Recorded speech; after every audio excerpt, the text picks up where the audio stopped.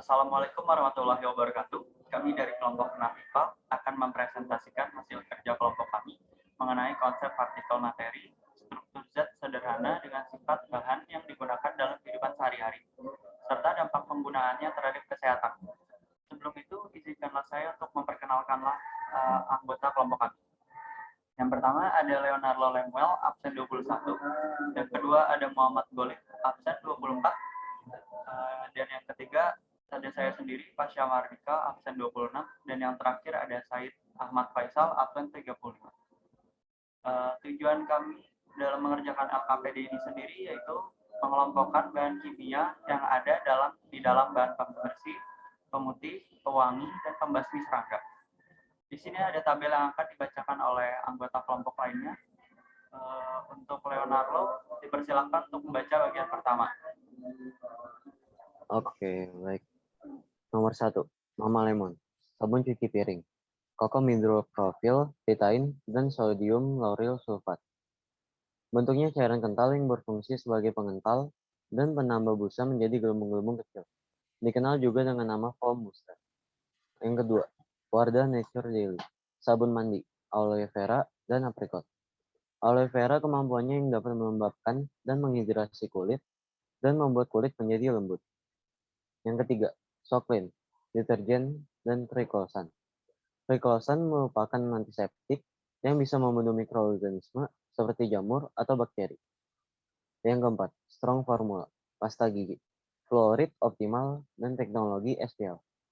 Penambahan fluorid pada pasta gigi pada dasarnya bertujuan untuk mengembalikan mineral di gigi yang hilang akibat asam yang berasal dari bakteri dan makanan atau minuman bergula. Yang kelima, Molto, pewangi pakaian, kwartaner amonium klorida, dan bensil alkohol. Bensil alkohol berfungsi menambah keharuman produk tersebut dan membuatnya tetap aman digunakan dalam jangka waktu yang lama. Selanjutnya akan dibacakan oleh Faisal. Baik. 6. Wipol, pembersih lantai. Hidrogen peroksida, isopropanol atau 2-propanol, iodin, iniodopor. Kandungan hidrogen peroksida H2O2 berfungsi sebagai pemutih yang kuat.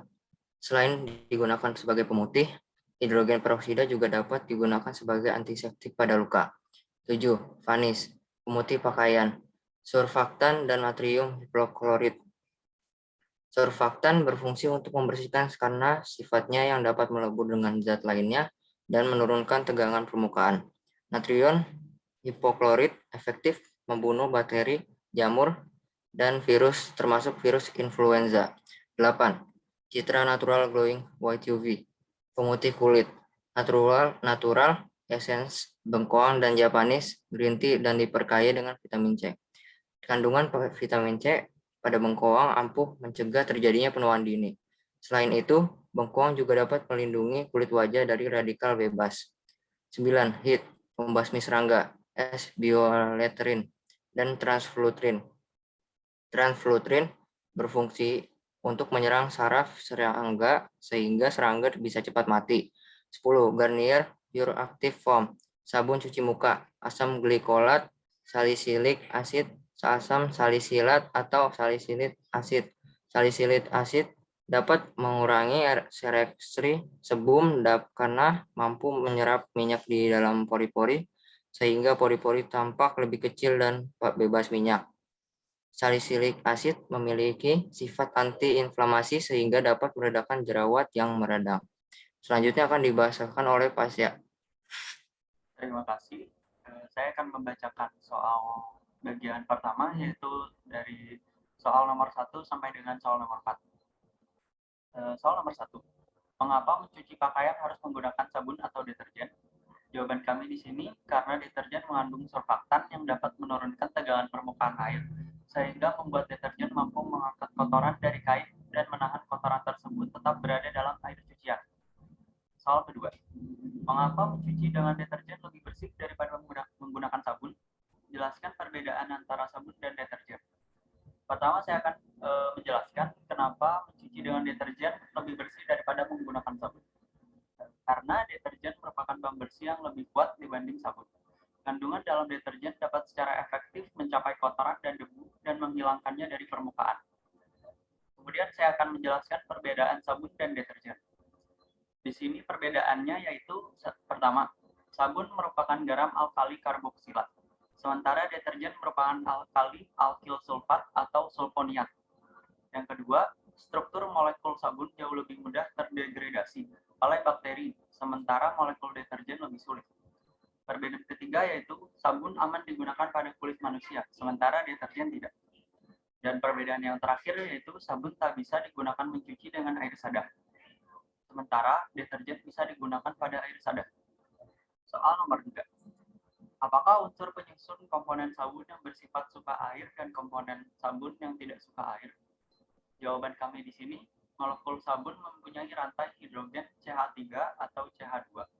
16 yang bertindak sebagai ekor yang bersifat hidrofobik atau tidak suka air dan larut dalam zat organik. Sedangkan COO2 Na+ sebagai kepala yang bersifat hidrofilik atau suka air dan larut dalam air. Soal nomor 4. Apakah unsur yang dapat berfungsi sebagai surfaktan dan builder pada deterjen? Jawaban kami di sini.